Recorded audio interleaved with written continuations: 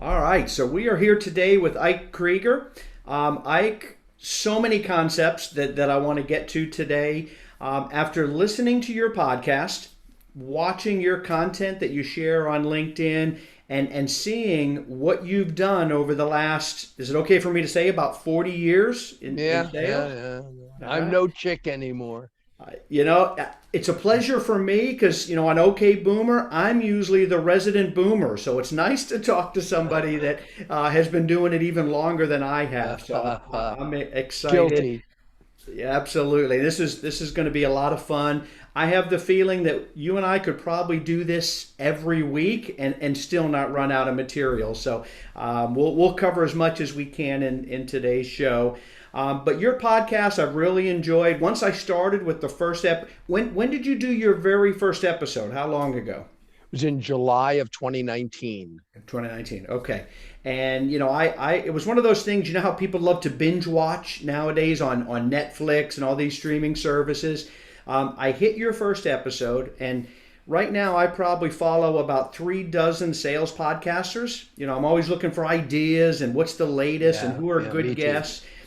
Yours was the first that I then had to binge. I had to go through about 8 or 9 in a row because you were talking about something that just really hit me at home that so many sellers just are not doing. They make the job so much more difficult than I think it has to be. But your Yes. podcast is called Close the Deal Without Selling. Tell us a little bit about that, and if you can give our listeners your story. Well, most of us do not like to be sold to. We really don't like to be convinced or influenced about anything.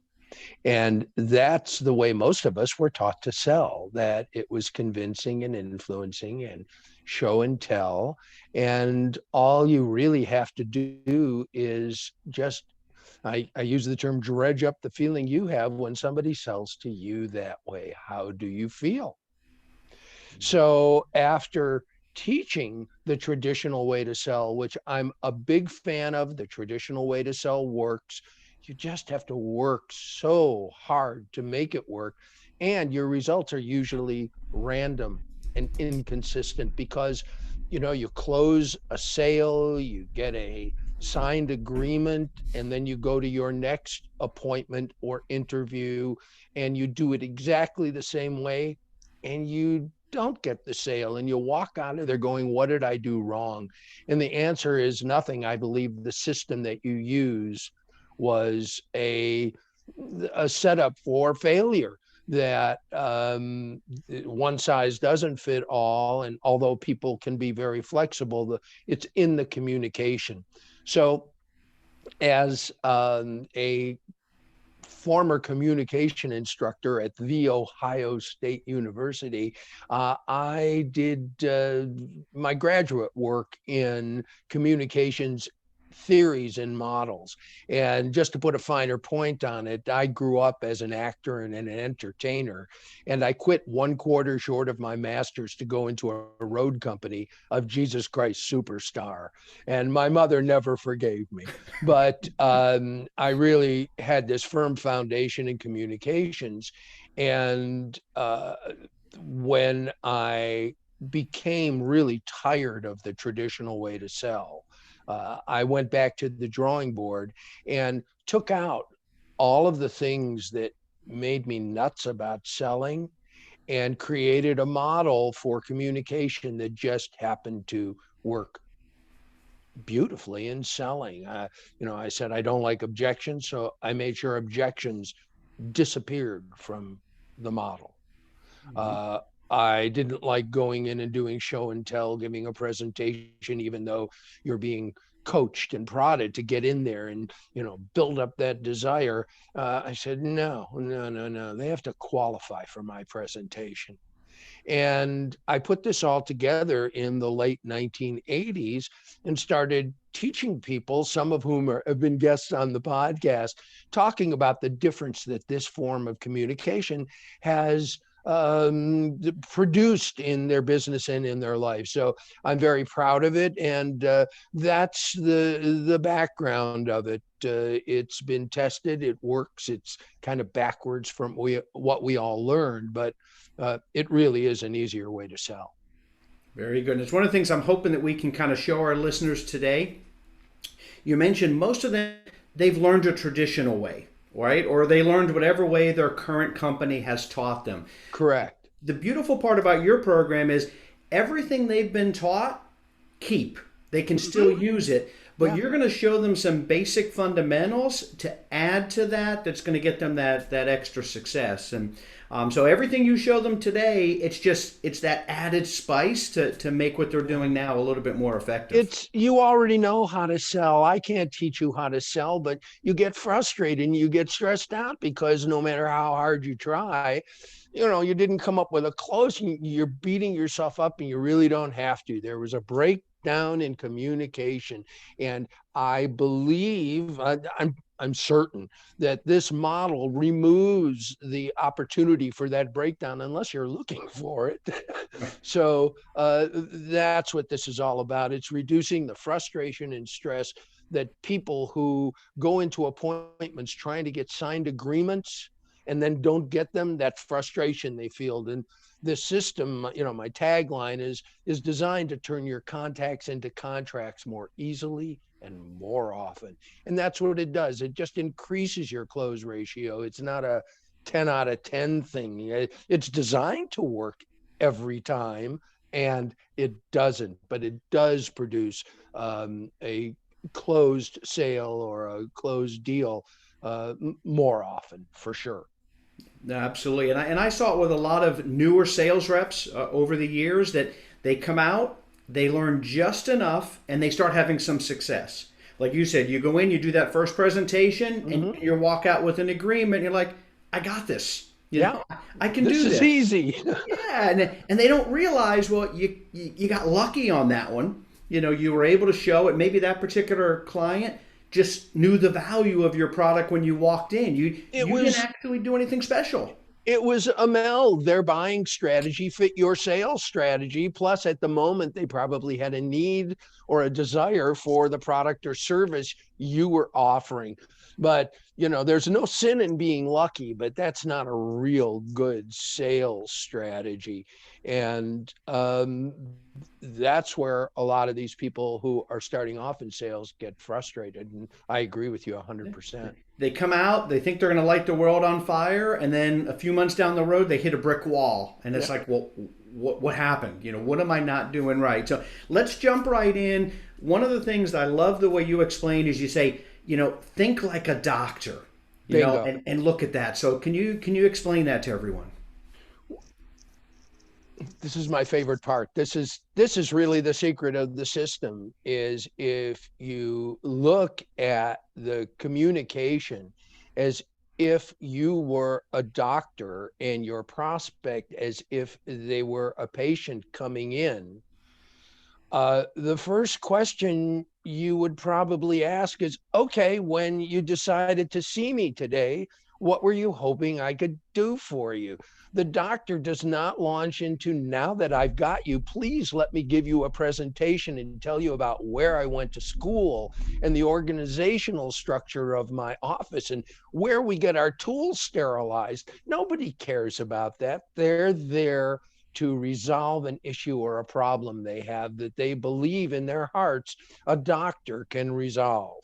And it's the doctor's job to diagnose before they prescribe. And the challenge is most salespeople prescribe without diagnosing because you've been told and trained and once again urged by your sales managers or your wife to just get out there and sell. So you go out there and you tell people where you get your tools sanitized and where you went to school. Whereas your clients, your prospects, they don't care about that at all. And if they do, which they might, they will ask.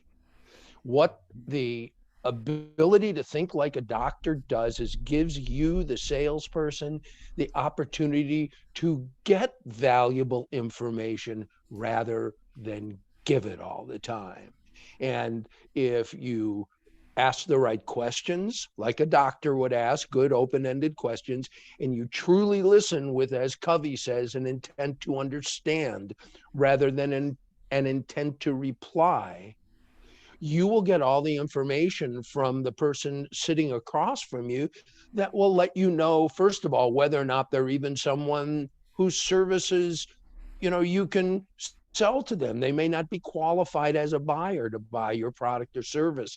And I believe you should find that out in the first 5 minutes. Well, it's going to save you a lot of time and heartache, right? Oh, yeah. If you're going to Mhm. get a no, when do you want to get it? And yet, so many of us, myself included, well, a no is just a request for information. Guys, sometimes a no means no.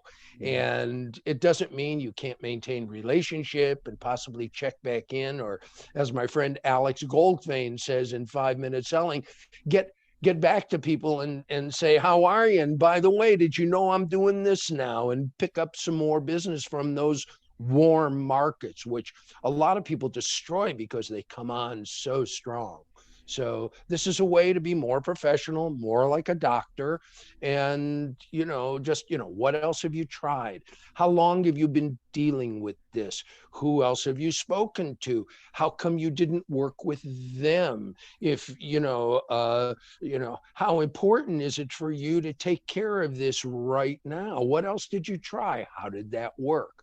Questions that a doctor would ask. And if you ask those type of questions and really be curious and neutral in your sales conversation, they will tell you everything you need to know. So at the appropriate point, they'll be saying, wow, I really like this, but I haven't seen anything. We just had a conversation. You go, well, if you'd like, I do have a small presentation I can give you that I think will answer your questions. And then you use your presentation as your close, because by that time, you know exactly what it is that the challenge that the prospect is facing, you've identified it. So now when you're giving your presentation, it's no longer, and we do this, and we do this. It can be here on page 7. You know what you were talking about before? Let's check that out. Is this what you were hoping it would do? And they go, well, yeah, that's exactly what I was talking about. And you, great. What's our next step? And that's the whole sales process. That's why it's an easier way to sell. And you do have to learn it. So And a that's little the bit of one, practice, right? yeah. And, I know most of us as adults, we don't like change. So when it comes to learning something new, especially when it comes to your language, that's such a habit, it's a challenge. But, if your outcome is to be more productive, make more money, be a more effective salesperson, I invite you to try this. And every time you go, just remember to maintain your outcome rather than your position, and just learn it and use it. Yeah, no, it's so good. I would spend a lot of time trying to teach sellers that if you do your job correctly, you don't have to close the sale. No, And they would look at me like I had three heads. Like, yeah, okay, it's easy for you to say on that side of the desk, but I got to close. I got to sell. I got to do that.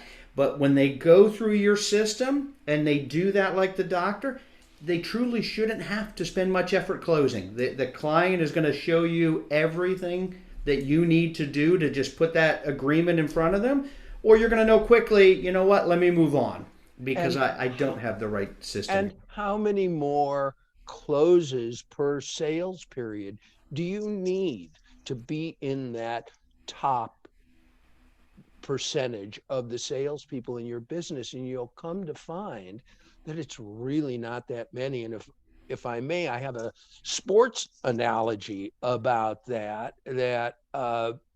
You're not going to deals tell us with, how proud you are of your Cleveland Browns right now, are you? Is it? I you know I grew up in the heydays of the Browns and Jim Brown and the last time they won a championship. But this is really fun after 25 or 30 years. But no, I'm going to move to baseball. Okay. This is a question I started asking in the early 1990s, and the answer at that time was $1 million. So the question now is, what's the difference between a 270 hitter in Major League Baseball and a 310 hitter in Major League Baseball?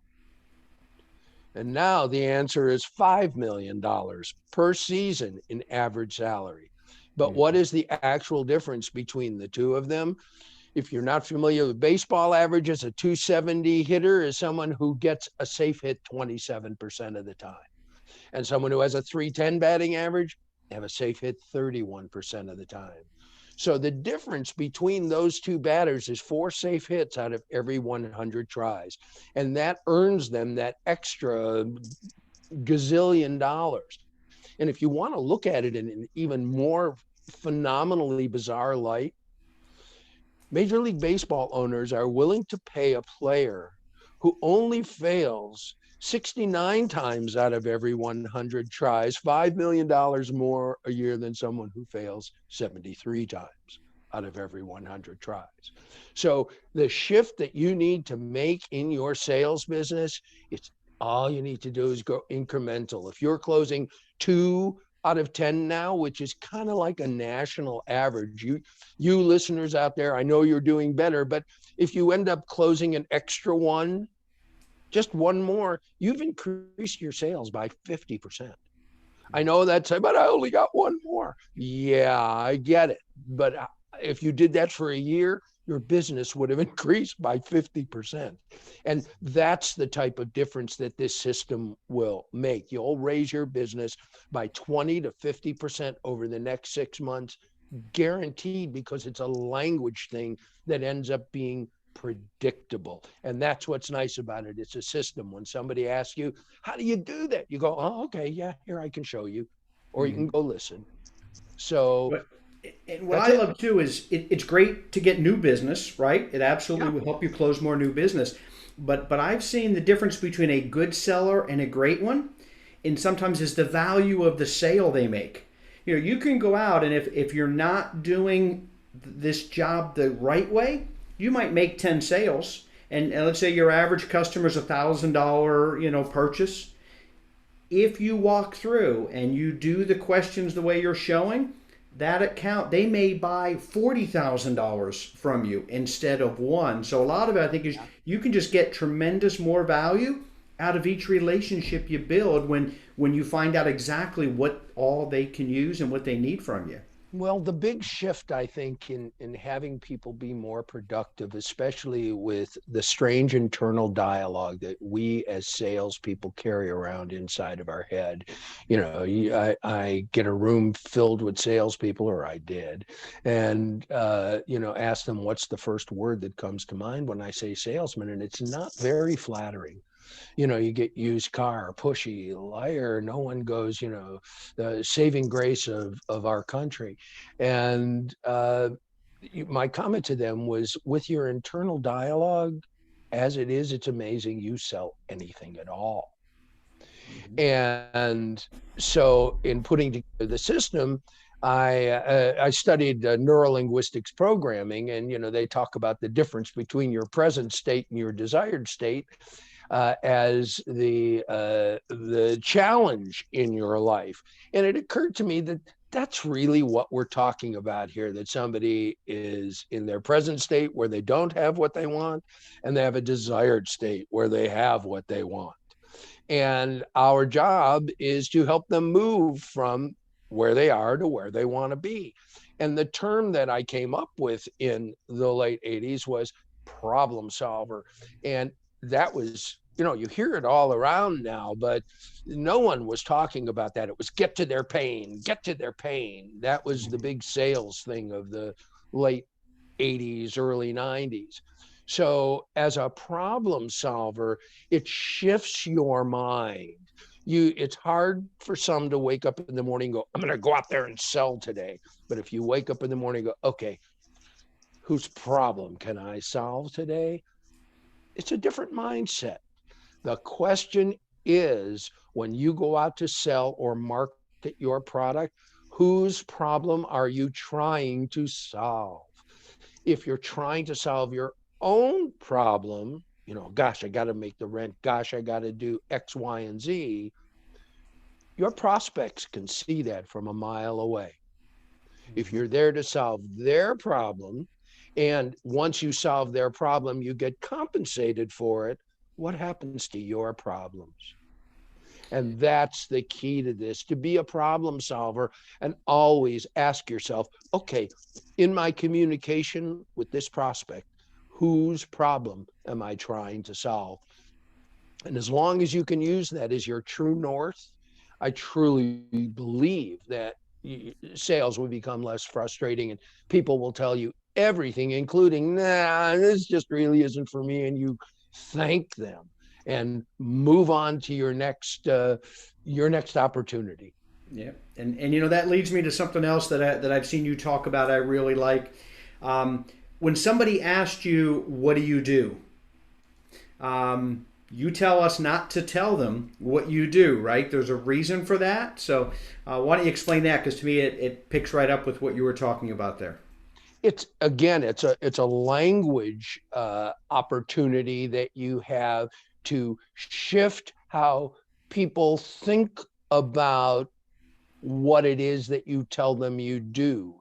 If you tell them what you do, you are one in a million rather than one of the millions, because what you're usually telling them is what your competition would probably be saying at the same time. Like, oh yeah, I get people new roofs so that they can, not deal with the rain coming in, which is actually closer to how I tell people to do it.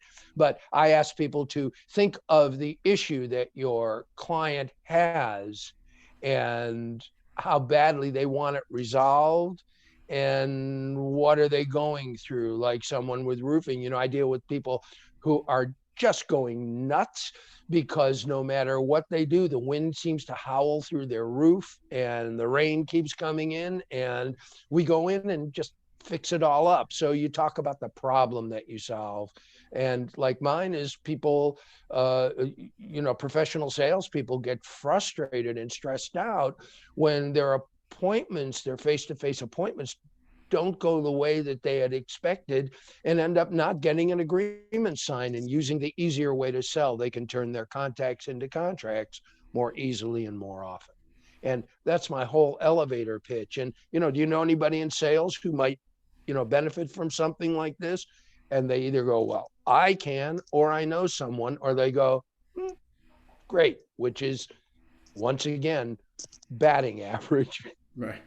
Yeah, and the more plate appearances we have, the more we're going to do. So if we're spending Yeah, a lot of time on those, if we're swinging at 40 pitches and striking out, boy, we've wasted a lot of time. So it's the let's old get that Babe next at Ruth bat. thing. Babe Ruth had more home runs than anybody, and he struck out more than anybody, or at least I think that's the case. And That's the way I this, remember it. yeah. Well, what this does is makes your numbers game a little more predictable and a little more manageable. You can't control it, can't control anything, but uh, this is really a shift where, may I tell one quick story? Do we have time? Yeah, absolutely. So, one of the things that I think shifts the mindset of professional salespeople is moving away from being a salesperson and take on a different role, even one different than a problem solver. And I tell the story of what I call the two-seat car of life. You have the driver's seat and you have the passenger seat. And you have a prospect, and you are going to go on a sales journey with the prospect in this two-seat car. Now, in which seat do you want to sit in, the driver's seat or the passenger seat for this journey? My wife prefers me not to drive, but I think on this journey, I want to be the driver. Exactly. Now, you look at the prospect and you put yourself in their shoes for a second. In what seat do they want to be in? Well, they probably want to be the driver. Yes. Yeah, So you with maybe have even one of those buttons where they can shoot me out if they need to. exactly James Bond, James, boom. Eject. And my coaching has been for years, give up the driver's seat and move to the passenger seat, because once you're in that role, you get an amazing power to serve as what? And that is a navigator. Because if this person knew where they were going, or knew how to get there, or wanted to get there on their own, they would have. But since they can't, don't know how to, or don't want to, they're looking for a trusted guide. And so give up control. You'll never get it anyway. And sit in the navigator's position and guide the prospect to their desired outcome. It's very different than, come on with me, let me drive along, and I'm going to show you everything that you need in order to buy. It works. Some people go, ooh, ooh, ooh, I like it, but it's too hard. It's stressful. And, that to me is a really big shift. And these are challenges that, although they can be addressed, when you attempt to do them quickly or overnight, the minute you get in any type of control-based conversation in your mind in the middle of a conversation, you'll shift back to your old habits. That's why these practice and the exercises, especially, I have a whole action guide that goes along with the podcast, and it has steps to take for each one of these, as well as an explanation of each of the concepts. And I urge everybody to do those exercises. So, it's important all the way around. Yeah, no, I love it. You have me thinking now.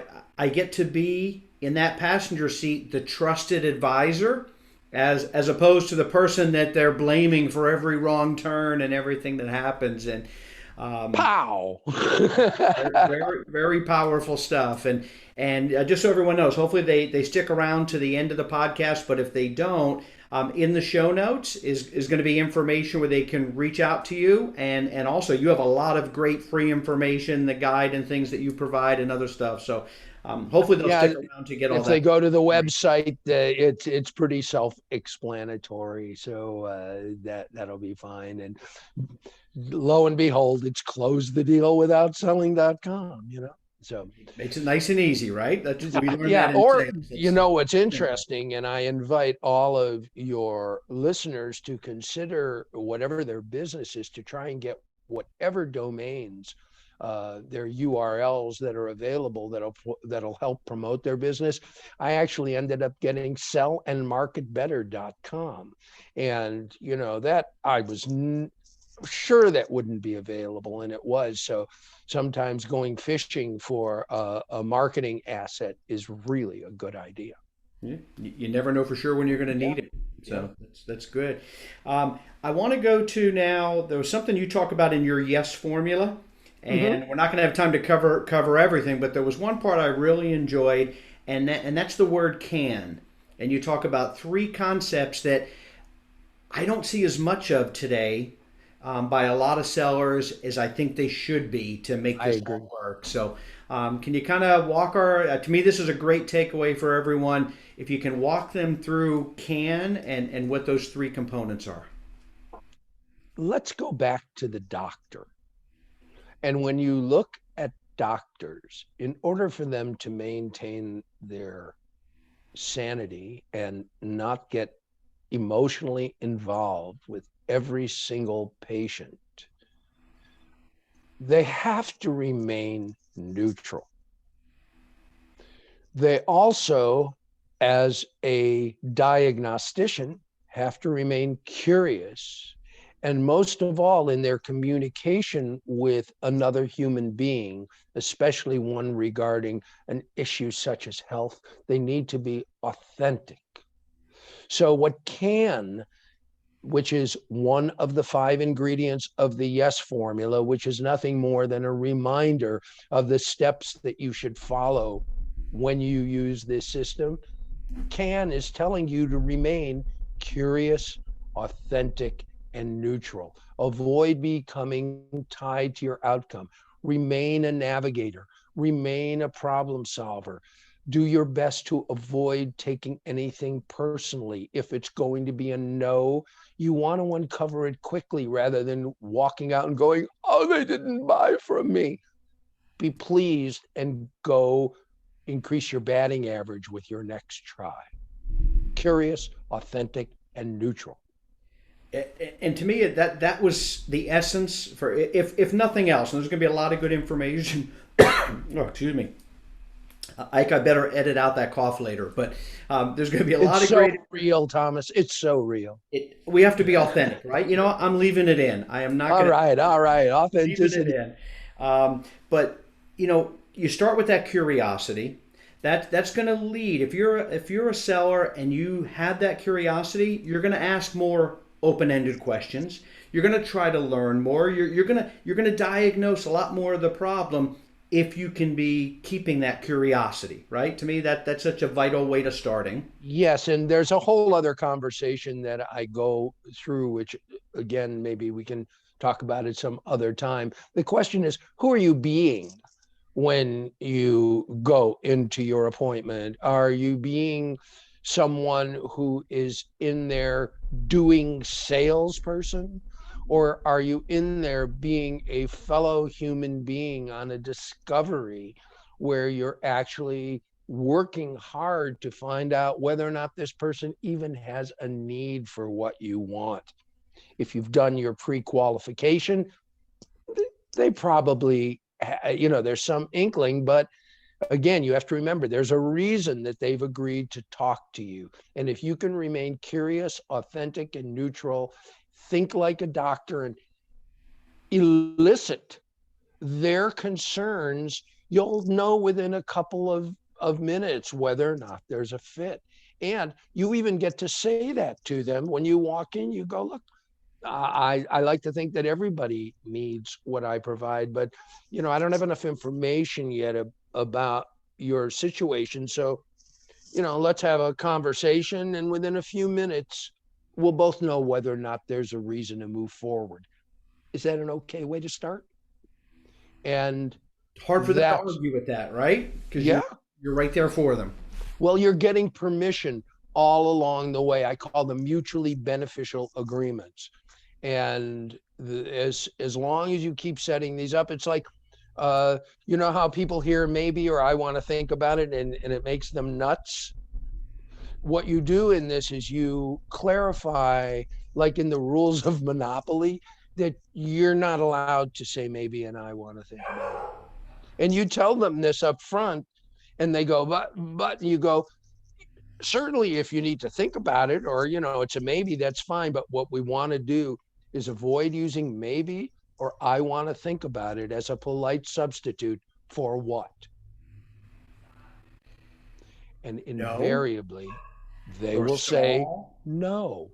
Mhm. And so what you've done is you've set up ground rules that they're, if they come back later, go, well, I'm going to think this over. You're able to go, we agreed that unless there was a specific situation causing you to say you want to think it over, we weren't going to go that route. Why don't you explain that to me?